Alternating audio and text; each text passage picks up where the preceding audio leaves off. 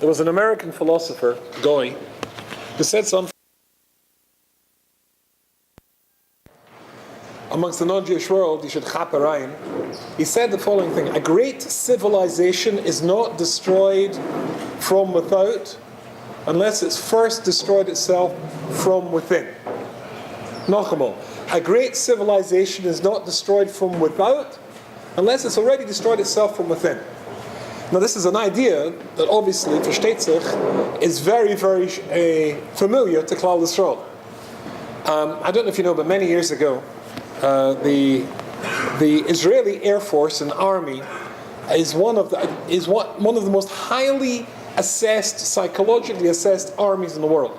In fact, one of my ex-university students is a colonel in the army, and he's a psychologist. His job is they're always doing tests on the soldiers, etc.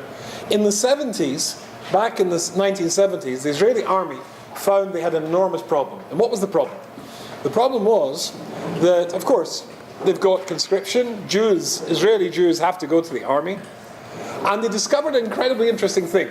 They did this thing, they gave them this sheet about a questionnaire about their ambitions. Ambition number one. Can you imagine what every single soldier's ambition was in the Israeli army, what they filled out? Get out of the Israeli army. Right? Want to finish and get out of here. Ambition number two, leave Israel, leave Eretz Yisrael. And when they saw this, they had to shrek. Because you've trained these guys for 4 years, and they're your brave young soldiers, etc., etc. And 90% of them said their hashkafa rishayna was to leave Eretz Yisrael. And of course that was their hashkafa rishayna. Because if you're a secular Jew, you've got no yadus, you've got no Yiddishkeit whatsoever. You're driving a taxi flight in the north of Israel, the Galileo. Maybe you live in Kiryat Shmona. So you spend a lot of your time running with your children to bomb shelters because of the Katyusha rockets coming over from Hezbollah in Lebanon. You're only making enough money to be in debt for the rest of your life. Aber ich hab a Brida. My Brida wohnt in New York. He drives a taxi in New York. He earns 10 times as much as I do. He doesn't have to worry about anti-Semitism. And he can afford to pay for the bar mitzvahs. Ich bin meshuga. Ani meshuga. Why am I living here? I'm going to go and live in New York. It's a simple hashkafa. So the Israeli army, realizing that they had an attack, I don't need to know that of all the countries in the world, Israel has the highest proportion of its population outside the land, outside the country, at any time. More than Americans leave the country in a room, English, whatever you like. Israelis like to get out of the country. So they realized they had an enormous problem. And they decided the solution to the problem is very radical. Now I'm glad you're all sitting down, or most of you are sitting down, because this is going to be frightening. They went to the Baal Tshuva yeshivas of those days, Or Sabeach, Eshet Torah, Devar Yerushalayim, Fashidna Platz. And they said to the Rosh Yeshiva, would they run programs for the soldiers and the Air Force, etc., on Yadut, Judaism, to give them a gefühl of what being a Jew is. I know that sounds really ridiculous. I remember many years ago, I was my late brother-in-law, Alav Shalom. He married a girl from a kibbutz called Tirat Tzvi, which was the first Israeli kibbutz to be attacked during the 1948 war. And his father-in-law told me that once he was standing outside the office of the kibbutz trying to talk to the kibbutz manager. Now, a lot of the kibbutzim, this is of course a frum kibbutz, but a lot of the kibbutzim sell their produce. Sell their produce, should we break? Sell their produce together. So the manager of another kibbutz, which was a fry kibbutz, was in with the manager of the frum kibbutz, and they were schmoozing and talking about Chaysos. So my mishpacha, my brother-in-law's father-in-law, was standing outside, and there was the teenage son of the manager from the fry kibbutz, the non-religious kibbutz. So was standing there waiting, and the young man, the teenager, turned around and said to the old fellow, Slicha Doni, excuse me sir, could you daven? Zma? Could you daven? Daven? Daven? His father had told him that the Jews in this kibbutz did something called davening, tefillah. But what davening was, what tefillah was, he didn't know. Could you daven? Peliploy. So if you're an Israeli living there, they don't know anything. I think when I was here last time, I told you, I just came back from seeing Sherman Holland in the Netherlands. And I met there an elderly couple, an Israeli lady, had been living in Holland forever.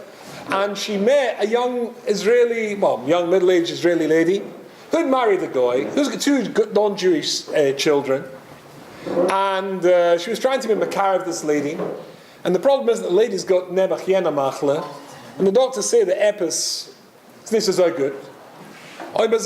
She said to her, she wants her to come to her cremation. Rahman al-Islam. And this frum lady with a Yiddish herz versteht sich, she's zerbrochen from this, heartbreaking.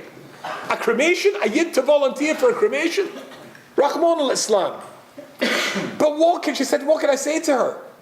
Because there is nothing there. There's no nakudas. There's no buttons to press. This Jewish lady brought up in Eretz Yisrael has got nothing, no Yiddishkeit at all. So what can you say to her? Why shouldn't you? Because it's a gefährlich for the neshama. What's a neshama? So they had no points of reference, and so therefore they wanted to leave Eretz Yisrael. It's just another country. If you make more money in Canada, what would I stay in Muncie for? I'll go to Canada. So they said, came to the yeshivas and they asked the yeshivas would they do something about this, and so they ran programs, and the programs were gewaldige matzliach. So matzliach that the Israeli army stopped the programs. Why? Can you guess why? Because the boys were becoming frum. Rahman al-Islam. They were becoming frum, so they cut the programs. If you ever go to Or Sameach, Yeshivas Or Sameach in Yerushalayim, as you walk into the main office there, they've got a big picture of 3 Phantom jets flying over the Har HaBayis. And one of them's obviously taking a picture, must have been another one on top, and the pilot's going like this. This is the Sedei Dov Squadron.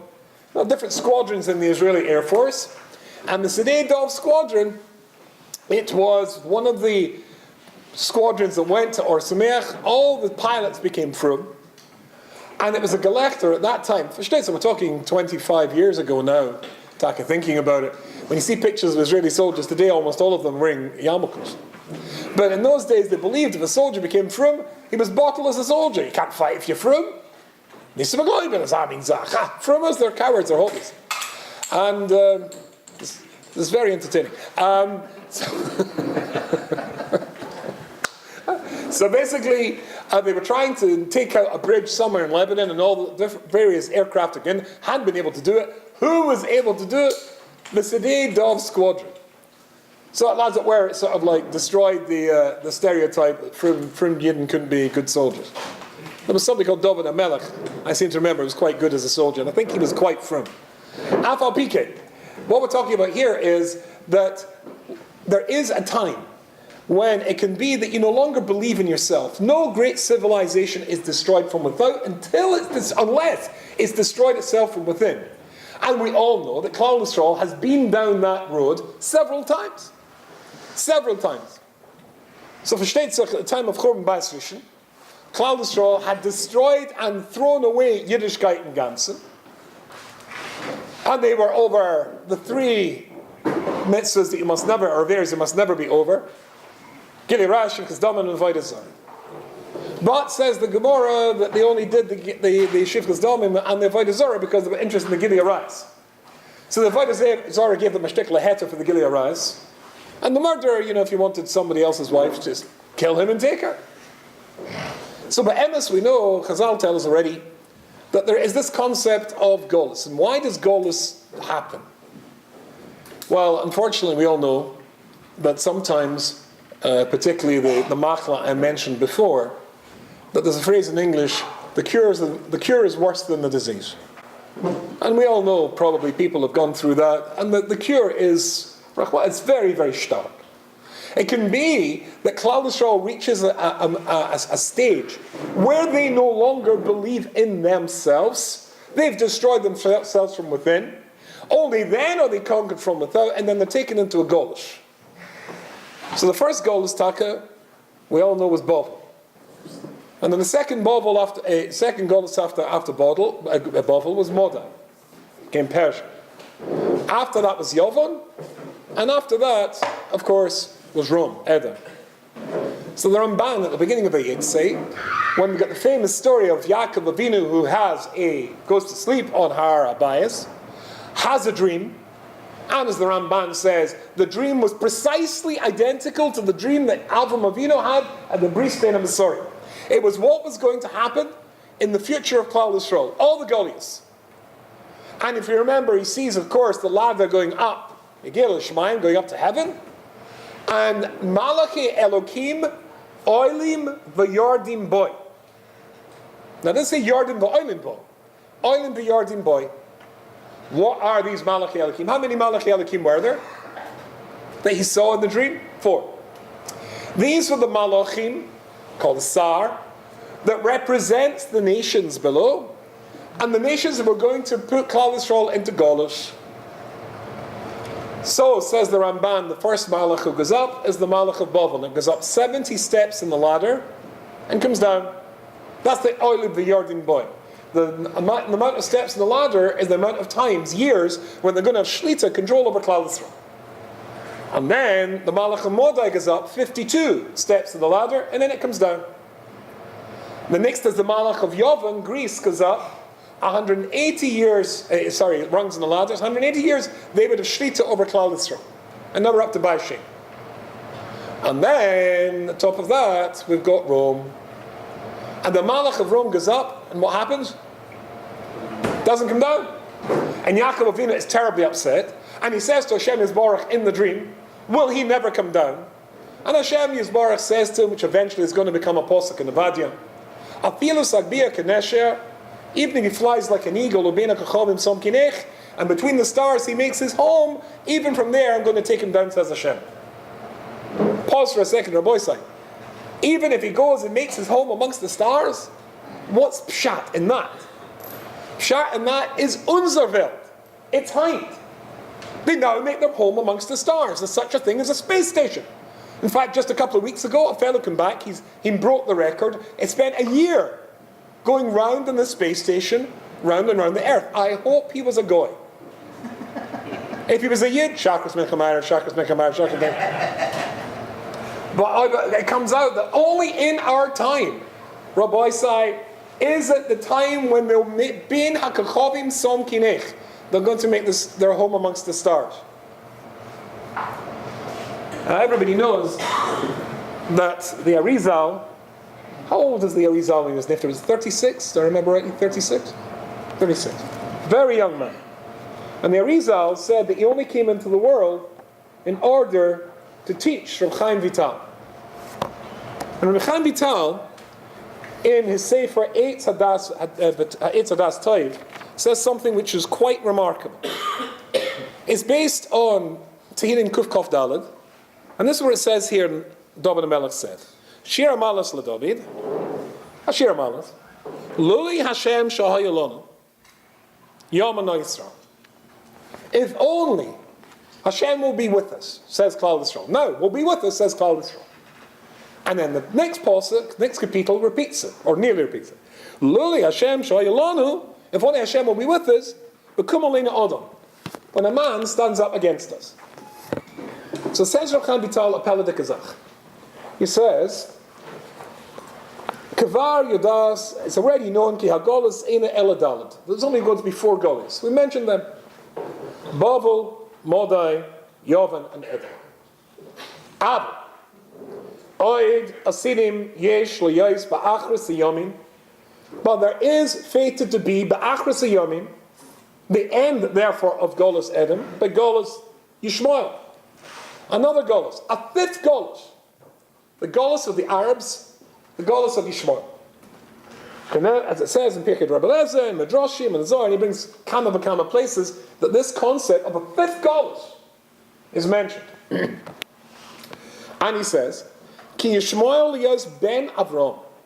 Because as Yishmael is a ben Avram, B'nimoel, and he has Bris Milah, he's quantifiably different in his Golus to the other Golus. And it says, for Shteitzach, we all know, that Hagar was told that she's going to the son and he's going to be called Yishmael, and he's a Para Adam. Para Adam Avil Dachaya, against everybody. But Para Odom, interessant take, Para Odom is same Lashon as Priya, says Reb Chaim Vital. And in Reb Tzadok Akon, in his Sefer, Lekutei Memorim, Reb Tzadok says, very interessant with regards to Yishmael. And maybe you know this. Yishmael's das, in Takas Paskin Azoi by the Rambam, you can go in and daven Shachas Mincha Amar in a mosque. Because Zichar not a place of the Void Zor. There's Zichar, this is Alpi Alocha, there's Zichar, Macha, Hashem Yisbarach, they believe Hashem Echad. No shaylas about that. So you can daven there. Rabbi said they even got a form of Shabbos. For them it's a Friday afternoon. They've got a form of Bris Milah. Come back to that in a second. Do you know they've got a form of Taras Mishpocha? They even have a form of, no, by us they're Gelechte, but they've got a form, a shtikele richuk. I don't go once again into details, but even a shtikele richuk. Versteht said they've got a form of kashrus. It's called halal. Now, by us it would be gefährlich, certainly not kosher.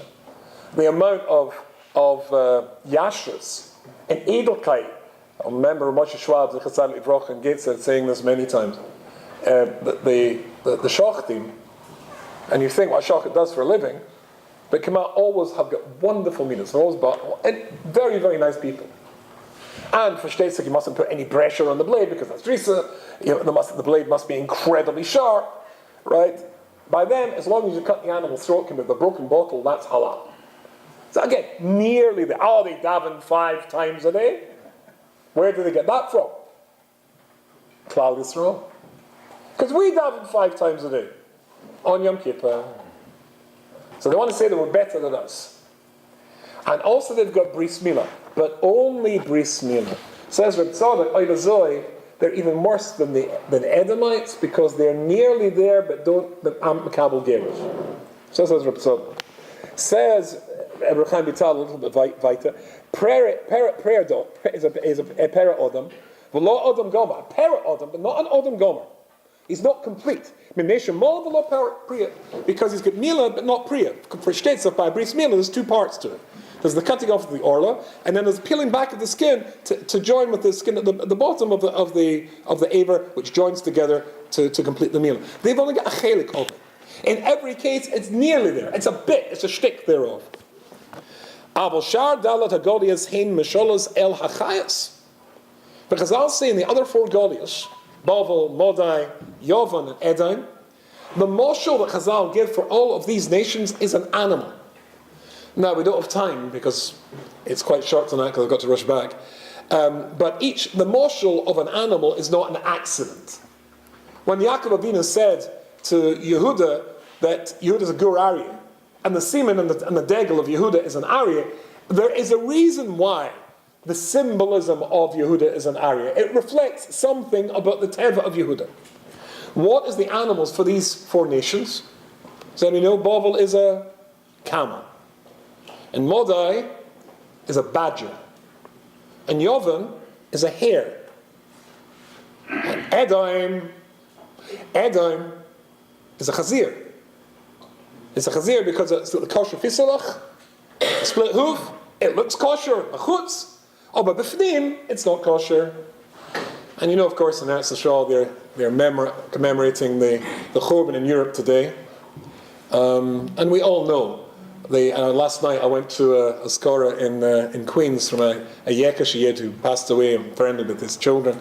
He passed away, and our brother told the whole story of how they fled from Germany and got to France and went to Switzerland. It's fresh in our minds that this incredibly cultured and sophisticated country called Germany, Be'em is tif tif, chazir.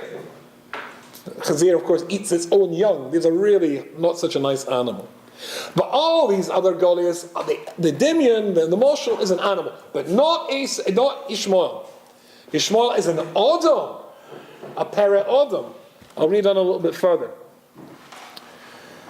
And David HaMelech with Zruach HaKodesh gave a Nevias, but Mizmar Zeki Mashi Yisrael Asidim Leyas Begolus HaNizker, that when Klal Yisrael is in this time, in this Golus, and that's what they're going to say. Loli Hashem, Shahayalan, Bekum Alina Adam. See, the first 4 Goliaths We said, Lord, if only Hashem would be with us. Oh, it's terrible. But there's a fifth, when it's an Adam who will stand up against us, and his lotion is, which will be much worse than anything before. Since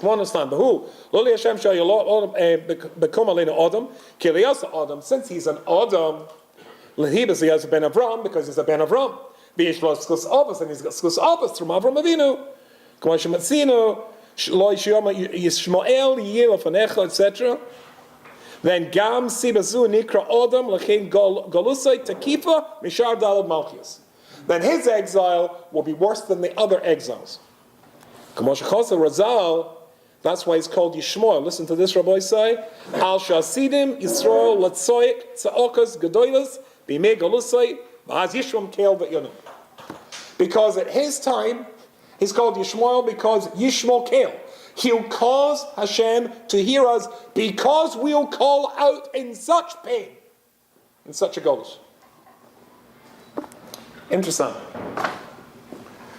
Now the purpose of a Golus, as we said before, is that sometimes Klal Yisrael can get themselves to such a matzav when it has to be a very, very drastic medicine and treatment to cure. And the Klal, as we all know, is Midah Keneged Midah. Whatever is wrong with you, Hashem Yisbarach will give you the same thing. So says Rabbi Dessler, an incredibly interesting Klal. Whenever Klal Yisrael is put into Golus, we're put into Golus, and the nation that we're sent to manifests the exact same flaw that we get thrown out for in the first place. Are you with me? So the Moshe, this is a Pella. We all know here, whether you're a Baal Mussar or not, that Midos are neutral. If you've got a Midah, don't say that a Midah is a bad Midah. There's no such thing as a bad Midah. It's what you do in the Midah, but you make it bad or you make it good. So the Moshe, if you are bloodthirsty, I think we would all agree that's a bad Midah. Unless, of course, you want to be a Shaykhid, or you want to be a Moil, or you want to be a surgeon. My late wife, Alea Shalom, who took a Hadi and a Machle, I had to give her injections every day. It takes a certain temperament to be able to stick a needle into flesh. And I found it very difficult at first. But as I did it every day, it soon became very easy to do. But you need to have a certain mentality to be able to do that easily. So if you are somebody who's particularly bloodthirsty, I suppose, a surgeon who takes a knife and cuts open somebody's stomach. Right? I remember my own son, my first son's bar mitzvah. I was standing at the front of the Beis HaMedrash Gateside Yeshiva, and you can see the difference, and for states there are cultural differences between Ashkenazim and Sephardim, Ashkenazim and Hasidim. You can see this. I was standing at the front about to make the bracha. They were over there. Right looking like this was all the Bochrim, all the Sephardic faces. And behind them the Hasidim. And behind them the Ashkenazim. It's different backgrounds, different mentalities, different ways of looking at things. You need a certain mentality to be able to do certain things. Avram Avinu's Midah, what was his Midah? Chesed. Tidri Chesed Avram. So therefore, Avram Avinu comes to Eretz Yisrael. He's Mekayim, the first Tziva of Hashem Yisbarach. He comes to Eretz Yisrael, there's a famine. Hashem says, go to Mitzrayim. So Avram Avinu, whose Midah is Chesed, has to go to Mitzrayim. What's wrong with Chesed? So one of my Talmidim from South Africa, his father was a very wise man. He used to say, 2 is bad. 2 is bad. When I first heard that, I couldn't figure out what's wrong with 2. Then I thought it was the Kli Yoker. The Kli Yoker says the second day of Brias Ha'olam, it doesn't say it was Toiv. Because when you get 2, you've got the potential for Perud and Machlokes. Did you ever hear of a book called Robinson Crusoe? It was written by a Scotsman. It's about a fellow who is stuck in a desert island on his own. If you're stuck in a desert island on your own, who are you going to fight with? The palm tree? Call that a coconut? That's a garbage coconut. Right? Then you can't really have a fight with a palm tree. But if somebody else is washed up, then you can have a fight. That's because I was spelling it. I thought he said T-W-O, but it was T-O-O. Too tall is bad, too small is bad, too fat is bad, too thin is bad. Too clever is bad, too stupid is bad. Too anything is bad. And the field of Shlomo Melech says, too wise is bad. Because then he can become a Baal Gaiva. So 2 is bad. So therefore, Avraham Avinu is Mr. Chesed. He has to be shown what goes wrong when you get too much Chesed. And if you take a look in the set of Kedoshim, then you find a Pella de Kazach. It's talking there about who you can marry. And for states like you can't marry your sister, you can't marry your brother. Before then, according to some Shitas, you could. The Shotim married the sisters according to some Shitas. It was not a psychological barrier, it was not a genetic barrier. But when the Torah HaKadosh is given, then it's not a barrier. So let's say we're Klal Yisrael, we're coming towards Har Sinai, Moshe Rabbeinu's come down, he's given some of the mitzvahs tomorrow, he's going to tell us some more, and he's got up to the Posuk in Kedoshim, which says you can't marry your sister. So I say to you, Rabbi, what do you think about, I don't know, you remember me, my father, he married a second wife after my mother passed away. I've got half-sisters. Can I marry my half-sister? What do you think? So he said, well, he said you can't marry your sister. Yeah, I know, but what about half-sister? Now the logical answer to that is, why not? Why not? Maybe yes, maybe no. Maybe no, because if I can't marry my sister, I can't marry somebody who is closely related to me. Half of this girl is my sister. We share a father. But half of her isn't my sister. So maybe yes, maybe no. So when the Torah says you're not allowed to marry your half-sister, it says that anybody who marries his half-sister, chesed hu. Chesed hu. Chesed? Chesed? What's that? It's chesed. And all the English translations, including the Art Scroll, struggle with this, and you can understand why. How can you possibly think of such a mere sazach as that as being a chesed? Versteht the Chazal call, we're coming to Shavuos, Chazal call Moab, that Rus came from the Ummah HaBazuya, the most disgusting of all the nations because they started from incest and boasted about it. Moab, from my father. Is that mere sazach? A chesed? However, there's only one word that a Baal or Baalas Chesed finds it almost impossible ever to utter. What's the word? No. Can you lend me some money? I'm a bit fine. Can you give me some money? No problem. Can you help me push the cart? Yeah. Can you babysit? Yeah. A Baal Chesed is a Mr. Yes. Avraham Avinu had to be shown what goes wrong in a society that's forgotten how to say no. And we all know that in Mitzrayim, it was a common thing for pharaohs to marry their sisters. You don't have to go to Yadus for this. All the Egyptian histories, they say the same thing. So therefore, Oy Bazoy comes out that Avraham Avinu has got a midah of chesed, has to be shown what goes wrong with chesed. The next one is Gil Rash, Shivchas Dam, and Avodah Zarah, but they only did the murder and the Avodah Zarah to the Gil Rash, and therefore were exiled into Babylon. They destroyed themselves from within. A great society has destroyed itself from within, then you're vulnerable from without. And we're taken to Babylon. Rabbi said, if you look up an English dictionary, Babylon is an English word for a corrupt and immoral society. And the idea is you stop doing it. And then Greece, and then Edom. And then Edom goes on and on and on because we're still guilty of sin and schinam, and we don't seem able to stop it.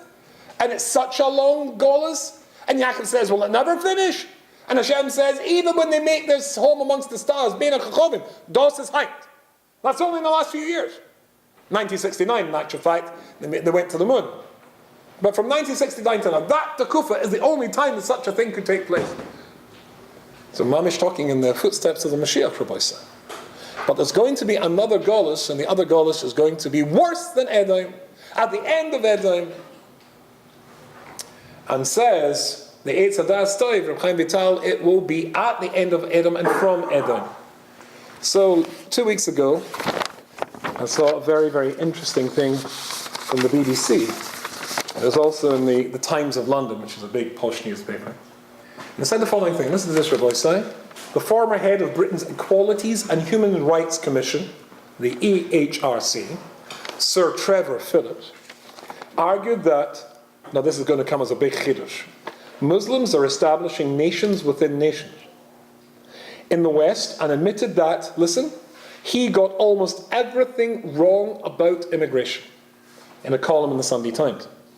Phillips analysed the findings of the most comprehensive study on Muslim attitudes in the United Kingdom, which will serve as the foundation for a documentary on TV by something called Channel 4, which is a big TV program. It's called What Muslims Really Think. So they did this survey. So in case you want to know, this is what they think. They found that 20% of British Muslims believe that Britain should become a Muslim country. That's nothing. Moreover, 2/3 2/3, Rabbi Say, of British Muslims surveyed would not inform the police if they believed that someone they knew had become involved with terrorism. And the findings also show that more than 100,000 Muslims in Britain sympathise with terrorists and suicide bombers. Now, in American terms, as there are 3 million Muslims at the moment in the United States of America, that means 2 million have made their own little caliphate within America. They don't want to integrate. They don't want to bring me your tired, your what's that in the Statue of Liberty? I can't remember what it says. Some nonsense poem by some Jewish woman. Give me your tired, your hungry, your masses, all that stuff. So bring them here, and they'll start again, and we'll all be Americans. We don't want to be Americans. And from the noise of the Boston bombings, etc., to the machine guns in San Bernardino, etc., we can see that. 2 million. How could it be that there would be another Golus at the end of Edom? Because the Golus is inside Edom. It grows outside of Edom. A Golus Ishmael. Worse than the rest. Interessant. When you're faced with such a problem, then the real shaila is, what do you do with such a problem? What do you do with such a problem?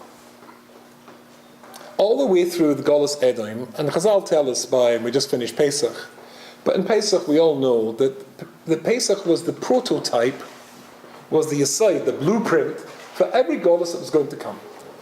Versteht sich, it started off with when Paro says, Hoffen eschak malo, let's be clever with these Jews. The cleverness was to be friendly to the Jews. And there are certainly times in the last 2,000 years of Golus Edom when they've been friendly to us. Then there are other times when it's a bit like Golus Hanukkah, like the Greeks. Now the Greeks are interesting. They don't mind Jews. They mind Yiddishkeit. They mind Torah. That's why they banned the learning of Torah. They banned Bris Milah. Anything that will make us different. You're welcome as long as you give up being Jewish. And then there's the Purim story.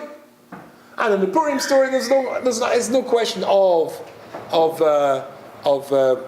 wanting to become like them. If you're a Jew, you're dead. And it floats from time to time to time. In Taka, for the most of this Golus, interessant, Rahman al-Islam, when Yidden gave up Yiddishkeit to become Makabal, whatever the dominant culture of the Golus was, the doors were open. My Rosh Hashiva, Blade Guruvs in Gate said that, which I didn't realize, that under the Russians, under the Tsars, all they wanted was the Jews to give up being Jewish. And if you did, all the universities were open to you, etc. They tried everything to get Yidden to give up Yiddishkeit. They passed a law. Listen to this, Rabbi Say. Did you know this? The Tsar, one of the Tsars passed a law. It was also to own a talus. Pelham. They wanted Yidden to give up. And sometimes such an option was available. And when I told you that story about the woman in Holland, who married out, has got 2 sons who are not Jewish, there's a phrase in Yiddish, what do you call the grandson of somebody that's married out? So the answer is a goy. But nowadays, Rabbi Say, the answer could be an anti-Semite. I don't know if you know this, but the founder of the American Nazi Party after the Second World War, they founded it in Illinois, and it was very, very matzliach. And there's a guy called Collins who was the Führer of the American Nazi Party, and they did very well for the first 15 years. And then they discovered that their Führer was a Jew. Whose father had been in Auschwitz. And what did they do when they discovered their Führer was a Jew boy? They kicked him out. What did he do? Started his own Nazi party. Yeah. He's still writing books on alternative health, alternative medicine. Type machine. But Rabbi Say, there is a path, interessant, everybody knows the famous Vikoach Ramban that happened in Barcelona when King James I of Aragon, which is a separate city in a country in those days, Barcelona was the capital, summoned the Ramban to have a Vikoach in the court. The Ramban refused. But who was the person he fought against? He was supposed to argue against? Something called Pablo Cristiani. Paul Christian. Does that give you a shtickle remez as to what sort of person Paul Christian was? A Jew was a geshmad. A Jew gave up. There's always been an emergency exit, or not always, but often. In fact, I would say for the Roiv of our Golus Edom, there's been an emergency exit for those people who would like to leave and give up. But in exchange for leaving, in all probability, you're going to become when you join the oppressors, one of the oppressors, who goes back to oppressing your own people. Taka, when I brought out my first book many years ago, 15 years ago, I was so excited when they sent me what was called the galley, the way the book's going to look. And what was really exciting was, I was thinking about, even at the time of the Chofetz Chaim, when he brought out the Mishnah Berurah, then the Chofetz Chaim, before he could bring out the Mishnah Berurah, had to submit it to the censor, who would go through it to find any words that he didn't like the word goy. That's taken out. That's why Rashi's commentary in the Torah talks about avodas elalim. Should say goy. They didn't like that word. And there's when the halacha and the Shulchan Aruch is talking about whether a Jewish doctor can cure a non-Jewish patient on Shabbos, and the Chofetz Chaim Shrais Gewalt, the censor wrote in my first Mishnah Berurah when I went to Gesed Yeshiva, it was still in there. Zu be'India, she'ad hayom hazeh hem of the avodah zarah mamish. As if the Chofetz Chaim sitting in Poland would be writing about Indian Jews. Peleploim, but the exciting thing was that I could take a book and have it published, no problem. We live in blessed times. But who was the censors? Generally it was Jews who had Rahman Islam become Geshmat. So we come to a time at the end of the Tekufah. We don't really have a huge amount of time that's still left. But in this, my latest book, which is a translation of Shar B'Tochen, the Shar B'Tochen of the Chovos Levavos goes through, who can you trust? And he talks about how would you ever trust any other human being? And he says 7 factors make you trust a person. And Bekitzer is that the person is interested in you, the person's able to help you, the person knows that what you want is good for you, because often we don't. The person is, in his nature, in history, somebody who likes to help other people so he won't back out. B'chulu. And to cut a long story short, he points out that could never apply to anybody except Hashem Yisborach. Because who's going to help you? Maybe somebody wants to help you. Maybe he wants to give you money. It's just when you get home that night, he got a phone call from his accountant to say, you thought you had money? You're broke. So you can't. Maybe his wife said you can't. Maybe he died. It's very hard to write you the check when you're dead. Right? There could be different reasons why the person wants to help. The only person you can trust is Hashem Yisborach. The Klal Yisrael, and we sometimes don't. We make the mistake of thinking, no, we can trust America. We can trust the White House. They'll stand by us. Oh, really? Or maybe not. Maybe ultimately the only one you can trust is Hashem Yisborach. That's a radical idea, isn't it? Gosh! And at the beginning of Chovos Levavos, and the beginning of Shar B'Tochen, he says, and if you invest your trust on anybody else or any other thing, Hashem withdraws his shmirah, his protection of you, relative to the percentage you've given to somebody else. So if you trust Hashem 90%, gewaldig! But 10% you trust Barack Obama, Hillary Clinton, Donald Trump. So much you give your trust in those people, Hashem Yisborach withdraws his support, his protection of you relative to that amount. Interesting. And Taka, I'm going to put my notes. The Malbim, I saw Peladik and Malbim, Mem Dalet and Kof Gimel. So in Tina Mem Dalet and Kof Gimel, it's talking there about how a terrible matzah the Klal Yisrael finds itself in.